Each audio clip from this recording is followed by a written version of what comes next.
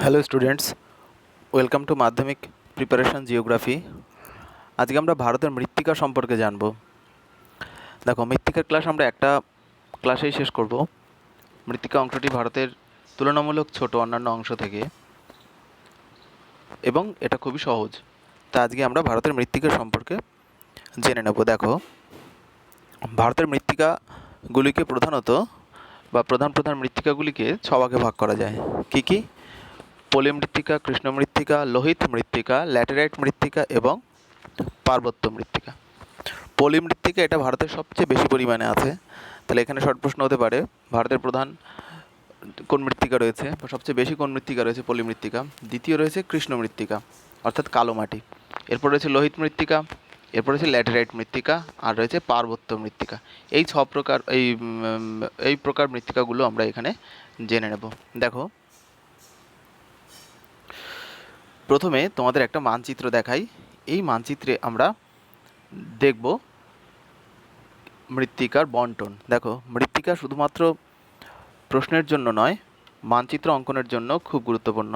Map pointing এখান থেকে এসেই থাকে। প্রতি বছর একটা ম্যাপ পয়েন্টিং এখান থেকে তোমরা পাবে।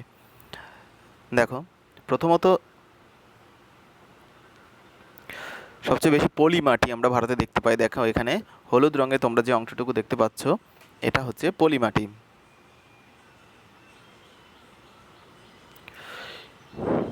পলি মাটিটা দেখো, তাহলে এই হলুদ অংশটা যেটা রয়েছে, এই অংশগুলো রয়েছে তোমার পলি মাটি, অর্থাৎ যেখানে নদী অধ্যুষিত অঞ্চল। খেয়াল করো, আমরা যখন নদী পড়েছিলাম এখানে তোমার সিন্ধু, গঙ্গা, এদিকে ব্রহ্মপুত্র, এই তিনটে নদী অববাহিকা অঞ্চলে কিন্তু পলি মাটি সবচেয়ে বেশি দেখা যাচ্ছে। দেখো,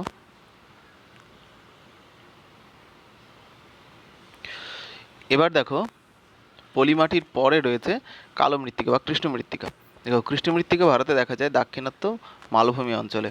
এখানে এই হচ্ছে আমাদের দাক্ষিণাত্য মালভূমি অঞ্চল। এই দাক্ষিণাত্য মালভূমি অঞ্চলে আমরা কৃষ্ণ মৃত্তিকা দেখতে পাই। এটা পরীক্ষার জন্য খুব গুরুত্বপূর্ণ, ম্যাপ পয়েন্টিংয়ের জন্যও। এরপর রয়েছে লাল মাটি বা লোহিত মাটি। দেখো, লোহিত মাটি রয়েছে তোমার মালভূমি অঞ্চলে, ছোটনাগপুর মালভূমি অঞ্চলে কিছুটা, এবং ছত্তিশগড় অঞ্চলে কিছুটা আমরা লাল মাটি বা লোহিত মাটি দেখতে পাচ্ছি। ল্যাটেরাইট মাটি, এটাও কিন্তু এর পরবর্তীতে খুব ইম্পর্ট্যান্ট। দেখো, ল্যাটেরাইট মাটি আমরা দেখতে পাচ্ছি তোমার বেশ কয়েকটি জায়গায়, যেমন পশ্চিমঘাট পার্বত্য অঞ্চলে আমরা ল্যাটেরাইট মাটি দেখতে পাচ্ছি। এই হচ্ছে ল্যাটেরাইট মাটির বিস্তার, ভালো করে লক্ষ্য করো। এই হচ্ছে ল্যাটেরাইট মাটি, এখানে ল্যাটেরাইট মাটি দেখতে পাচ্ছি। আর দেখতে পাচ্ছি ছোটনাগপুর অঞ্চলে কিছুটা ল্যাটেরাইট মাটি আমরা দেখতে পাই। আমাদের পশ্চিমবঙ্গের পুরুলিয়া, অর্থাৎ ছোটনাগপুর মালভূমির অন্তর্গত পুরুলিয়া জেলায় আমরা ল্যাটেরাইট মাটি দেখতে পাই। এরপর হচ্ছে মরু মৃত্তিকা, যেটা আমরা দেখতে পাচ্ছি কোথায়? রাজস্থানে। দেখো, রাজস্থানে আমরা দেখতে পাচ্ছি মরু মৃত্তিকা, খুব ইম্পর্ট্যান্ট এই জায়গাটা।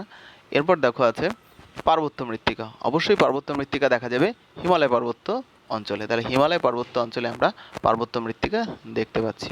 খেয়াল করছো? তাহলে এই হচ্ছে ভারতের মৃত্তিকার বন্টন। এবারে মৃত্তিকা থেকে কি কি প্রশ্ন হতে পারে, দেখো সেগুলি নিয়ে একটু আলোচনা করি। প্রথম প্রশ্ন দেখো, এখান থেকে আমরা যেটা করব, ভারতের প্রধান মৃত্তিকার বন্টন এবং বৈশিষ্ট্য আলোচনা করো।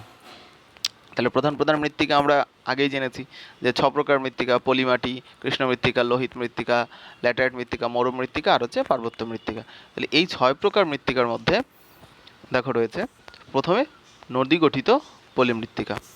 পলি মৃত্তিকা ভারতে সবার সব থেকে বেশি রয়েছে। তাহলে আমরা বন্টন ম্যাপ পয়েন্টিংয়ের মধ্যেই আগে বলেছি কোথায় কোথায় রয়েছে। সিন্ধু, গঙ্গা, ব্রহ্মপুত্র প্রভৃতি নদীর বিস্তীর্ণ অঞ্চলে এটা দেখতে পাওয়া যায়।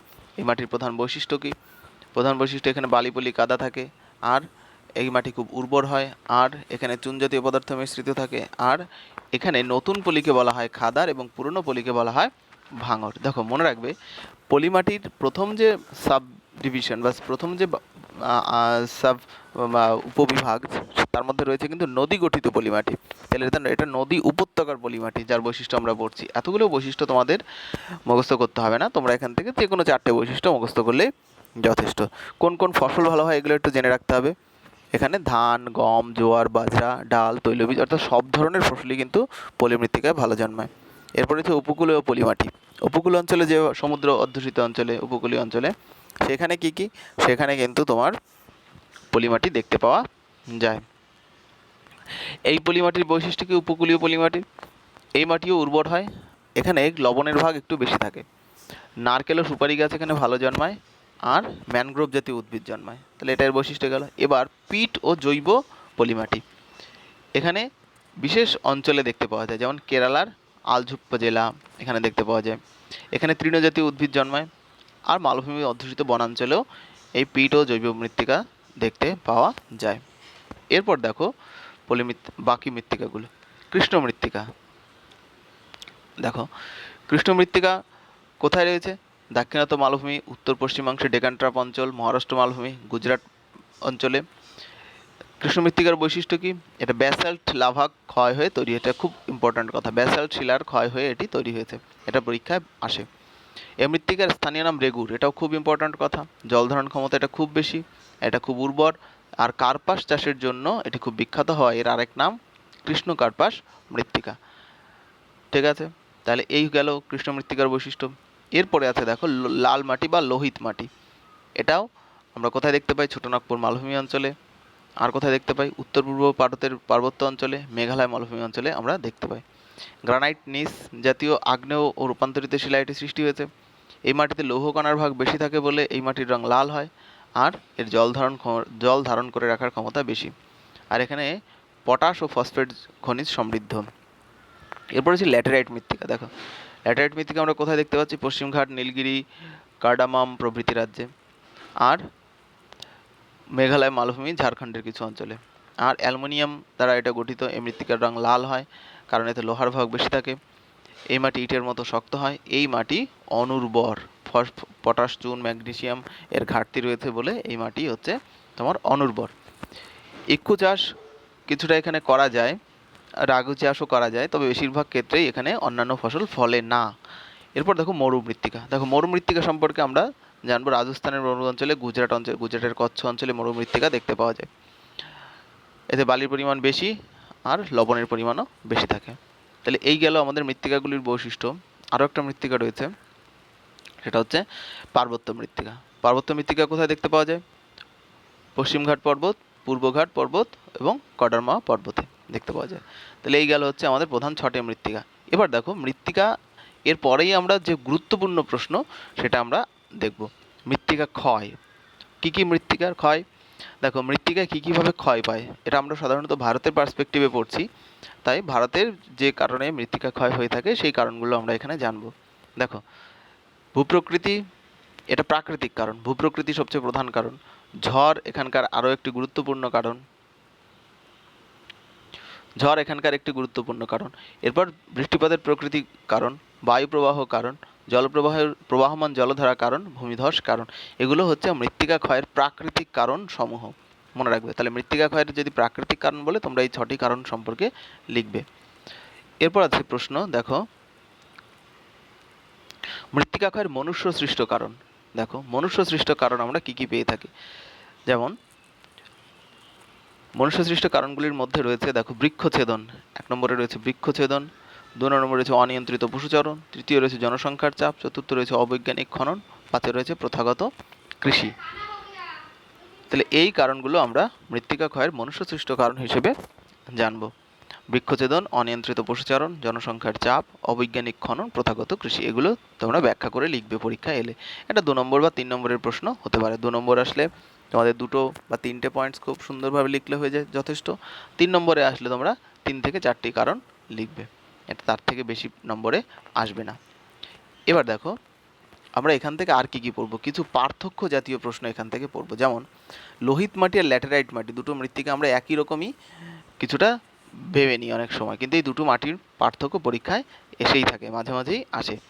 তাহলে প্রথম দেখবো লোহিত মাটি আর ল্যাটেরাইট মাটির কী কী পার্থক্য রয়েছে। উৎপত্তি। দেখো, এটা লোহিত মাটি গ্রানাইট ও নিজ শিলা দ্বারা গঠিত হয়, আর ল্যাটেরাইট মাটি গ্রানাইট ও নিজ শিলার ধৌত প্রক্রিয়ায় লোহা ও অ্যালুমিনিয়াম অক্সাইড জমাট বেঁধে ল্যাটেরাইট মাটির উৎপন্ন হয়। দেখো, দুটোর উৎপত্তি একই জায়গায়, কিন্তু একটা হচ্ছে আবহবিকার, অর্থাৎ গ্রানাইট ও নিজ শিলার আবহবিকার থেকে তৈরি হয় লোহিত মাটি, আর ল্যাটেরাইট মাটি তৈরি হয় গ্রানাইট ও নিজ শিলার ধৌত প্রক্রিয়া। এরপর দেখো জলবায়ু। মাঝারি ধরনের জলবায়ুতে তোমার লোহিত, আর ল্যাটেরাইট হচ্ছে বেশি বৃষ্টিপাত। মনে রাখবে, এটা ধৌত প্রক্রিয়া। ল্যাটেরাইট মাটি ধৌত প্রক্রিয়া হতে গেলে তোমার বৃষ্টিপাত বেশি হওয়া দরকার। এরপর হচ্ছে গ্রথন। গ্রথন মানে হচ্ছে টেক্সচার, মানে এটা কতটা মোটা না সূক্ষ্ম। তাহলে লোহিত মাটি তুলনামূলক সূক্ষ্ম পলি দ্বারা গড়ে ওঠে, আর ল্যাটেরাইট মাটি তুলনামূলক মোটা দানার হয়।